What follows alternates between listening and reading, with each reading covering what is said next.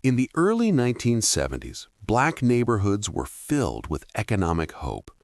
Families were buying homes, businesses were opening, and communities were building self-sufficient economic ecosystems. Grandfathers worked factory jobs and laid foundations for future generations. Grandmothers saved money, dreaming of sending children to college. Streets in black neighborhoods were filled with black-owned businesses, from barbershops to grocery stores, from restaurants to pharmacies. Money circulated within the community. A man went to the barber shopped at the grocer paid rent to the realtor, and the realtor gave tithes to the church. This cycle created wealth, slow and steady, but real. Then something changed.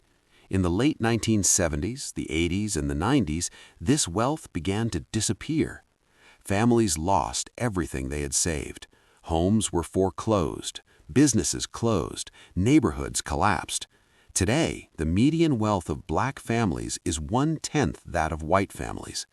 This gap is not coincidence, it's not accident, and black families didn't lose because of laziness or financial irresponsibility. There was systematic destruction, carefully designed, legally executed, and largely managed by banks. Here is the story of what happened to black wealth after the 1970s. In the mid-1970s, the Civil Rights Act and the Voting Rights Act were enacted. Black Americans were legally equal citizens, at least on paper. These laws prohibited open discrimination, refusing to hire black people, turning them away from restaurants, or preventing them from entering schools was now illegal. But economic discrimination became much more sophisticated. Banks could no longer say, "We don't lend to black people." Instead, they developed other methods that achieved the same result. Redlining was the first and most devastating of these methods. Beginning in the 1930s but peaking in the 1970s and 80s, this practice involved banks marking certain neighborhoods in red on maps and refusing to lend to those areas. These areas were almost always neighborhoods where black people lived.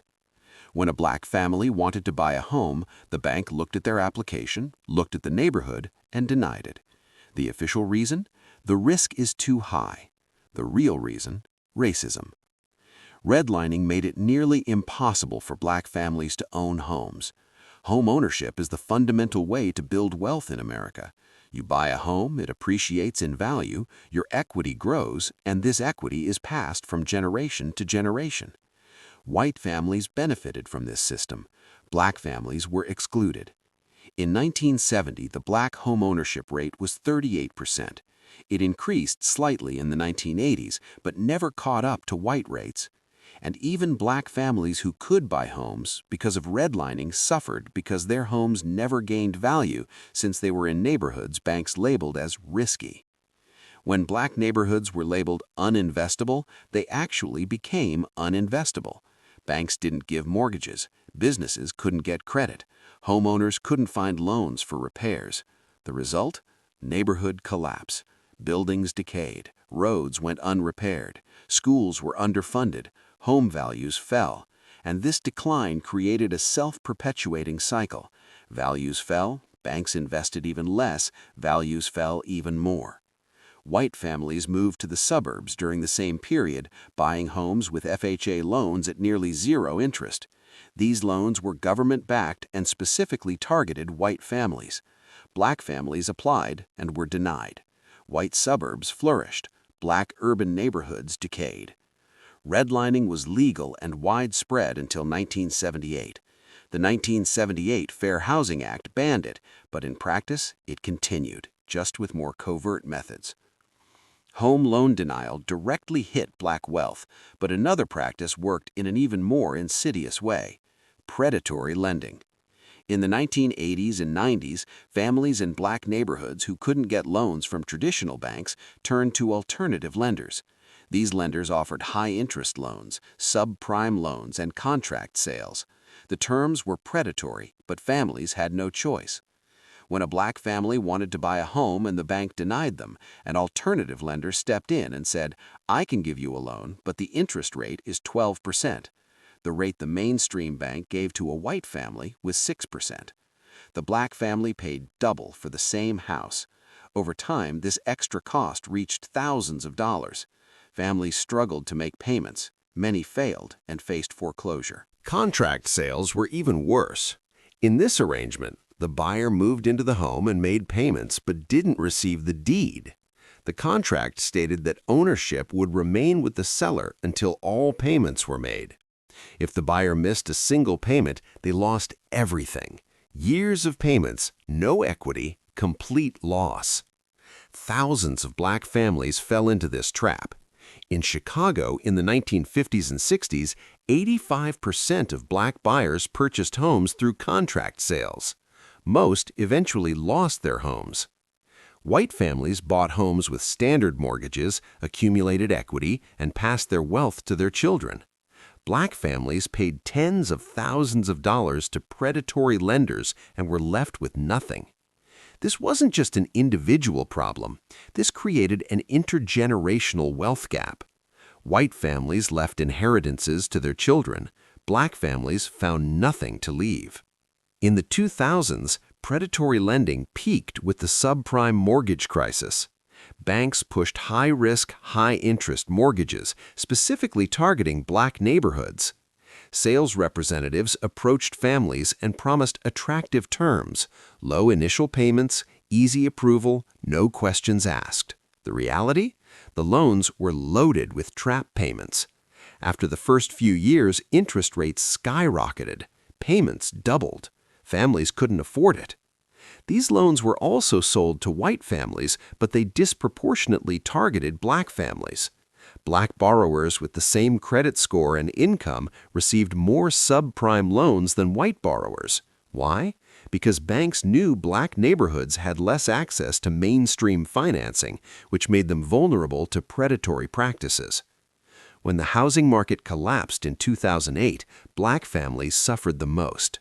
Foreclosure rates soared. Black middle-class neighborhoods were devastated. Research shows that black families lost more than half their wealth during the crisis. White families also lost, but they recovered because they had more cushion, more savings, more family support. Black families didn't. This wasn't just about home loans. Business loans followed the same pattern.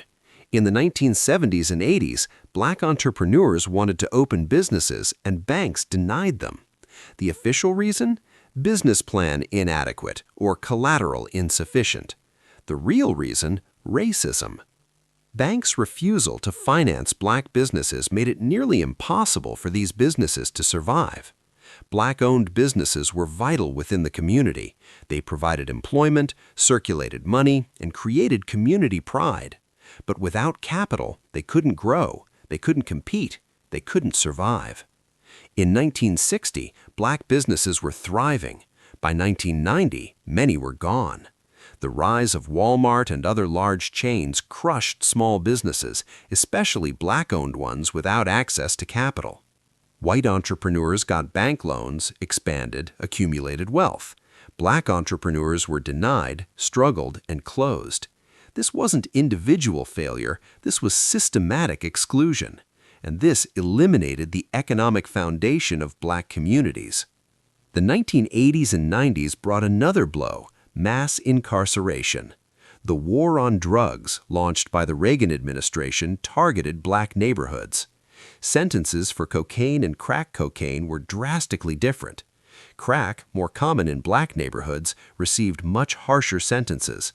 Cocaine, more common in white communities, received softer sentences. The result? Mass imprisonment of black men. In 1980, 500,000 Americans were incarcerated. By 2000, 2 million, disproportionately black. These men were removed from the community. Families were torn apart. Income was lost. Building wealth became impossible. If a man is imprisoned, he can't work, can't save, can't support his family. When released, his criminal record makes him unemployable. No well-paid job, no home loan, no future. Spouses and children were left behind, struggling without income. Mothers raised children alone. Families fell into poverty. Communities destabilized. And the cycle repeated itself. Poverty led to crime led to prison prison led to poverty. White neighborhoods escaped mass incarceration. Drug addiction for white children was treated as a health issue. For black children, it was treated as a criminal issue. This differential treatment preserved wealth and opportunity in white families while extracting it from black families. In the 2000s, another economic force hit black wealth: the loss of factory jobs. In the 1960s, black men worked in well-paid jobs in manufacturing. These jobs were unionized, provided benefits, and supported a middle-class lifestyle. A man could work in a factory with a high school diploma, buy a house, and raise a family.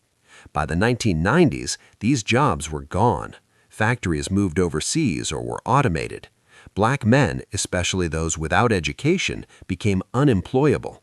Service sector jobs replaced them. Low wages, no benefits, no stability. A man could no longer support a family on a McDonald's salary. White workers also lost these jobs, but they had more options: education, networks, family wealth. Black workers didn't. Job loss meant poverty, home loss, and community collapse. The lack of access to capital also prevented black wealth building. White families accumulated wealth over generations: homes, investments, inheritances. This wealth provided cushion. When a white family faced hardship, they could borrow from grandparents, borrow against the family home, or inheritance could pay. Black families didn't have these cushions because grandparents had never been able to accumulate wealth. Redlining, predatory lending, discrimination, low-wage jobs, all of these prevented previous generations from accumulating wealth. This meant that generations after the 1960s didn't have support: no emergency fund, no college fund, no startup capital. Each generation started from scratch and fought against systems that prevented it. Education was seen as another path to wealth, and black families made great sacrifices to send their children to college. But even access to education was met with discrimination. In the 1960s, school segregation was banned, but in practice it continued. Black schools had inadequate funding. Teachers were underpaid, facilities were in poor condition. Black students graduated without equal opportunity with their white peers. College aid was available, but not sufficient. Black families, having no savings, relied on loans. Student loan debt soared. Upon graduation, graduates were under debt burden, forced to delay wealth building. White graduates received family support, paid off faster, started saving earlier. Black graduates struggled with debt repayment for decades. Workplace discrimination also prevented wealth building. Black employees received lower salaries, saw fewer promotions, and faced more discrimination. Black and white employees with the same education and experience were not treated equally. Black workers received less pay, saw fewer benefits, caught fewer opportunities. This income gap compounded over time. White employees earned more each year, saved more, and invested more. Black employees fell behind. Pensions and Social Security also had different impacts. White workers had more access to unionized jobs and pensions. Black workers worked in jobs without pensions. Social Security benefits were based on earnings, and since black workers earned less throughout their lives, they received fewer benefits. Retirement could be comfortable for white families. For black families, the struggle continued. Healthcare costs eroded black wealth. Health insurance was expensive and rarely came with the jobs black workers held. When a family member became ill, medical bills destroyed savings. Bankruptcy stemmed from medical debt. White families were protected against hardships with better insurance and more family support. Black families were devastated by each health crisis. Taxation and government policy also eroded black wealth. Tax deductions, especially the mortgage interest deduction, benefited homeowners. Since black families had lower homeownership rates, they saw fewer benefits.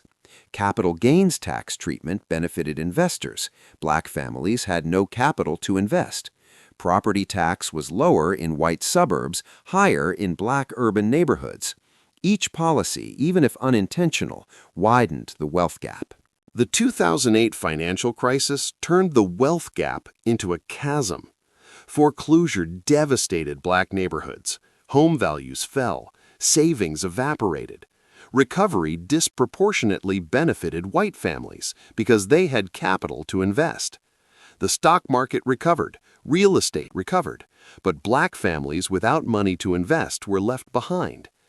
Today, wealthlessness is the daily reality for Black families. When an unexpected bill arrives, there's no $400 emergency fund. When a car breaks down, there's no credit to repair it. When a job is lost, there's no cushion. Every financial shock is potentially catastrophic. The lack of wealth echoes across generations. Grandparents had no wealth, so parents had no support. Parents had no wealth, so children start disadvantaged. The cycle repeats with each generation: poverty, limited opportunity, and struggle. Banks played a central role in these stories. Redlining, predatory lending, discriminatory mortgage and business loan denial, all of these directly destroyed Black wealth. While banks claimed to follow laws, practice always harmed Black families, and government oversight fell short. Banks were rarely punished, families were rarely compensated. In the 2010s, some banks settled for discrimination. Wells Fargo, Bank of America, and others acknowledged subprime lending practices and paid millions. But the money didn't compare to the tens of billions of dollars in wealth Black families lost. The settlements came too little, too late. Today, the median wealth of Black families is approximately $24,000. The median wealth of white families is approximately $189,000. This is an 8-to-1 gap. This isn't just income differences, it's wealth differences. And wealth means security, opportunity, future. Wealthlessness means Black families can't pay for college, can't buy homes, or can't retire comfortably. This means each generation starts from scratch and can never make progress. This means poverty is inherited. Changing how the story is told is vital. The mainstream narrative attributes Black poverty to personal failure, bad choices, or cultural problems. But the truth is, the system was designed to destroy Black wealth. Redlining wasn't law, predatory lending wasn't law, discrimination wasn't law. Mass incarceration wasn't law. These stemmed from policies, practices, and systemic racism. Black families tried to build wealth despite every obstacle. They saved, sacrificed, invested in their children, but for every step forward, the system pushed 2 steps back. For every gain, there was another loss. The resilience was impressive, but resilience couldn't overcome systematic destruction. For future generations, closing the wealth gap requires repair. The damage caused by redlining, predatory lending, job loss, and mass incarceration must be acknowledged and addressed. Housing policies, business loan access, education financing, and workplace equality must change, and banks must face accountability for historical harms. This isn't just about the past, it's about today. Black families still face the same obstacles. Mortgage denial rates are still higher than for whites. Business loan access is still lower. The wealth gap is still widening. The system hasn't changed, it's just become more sophisticated. The story of what happened to Black wealth after the 1960s is a story of loss, but it's also a story of resilience, struggle, and the ongoing fight against injustice. Black families didn't give up.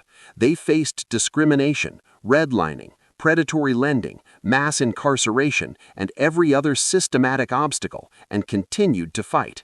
But individual resilience can't solve systematic injustice.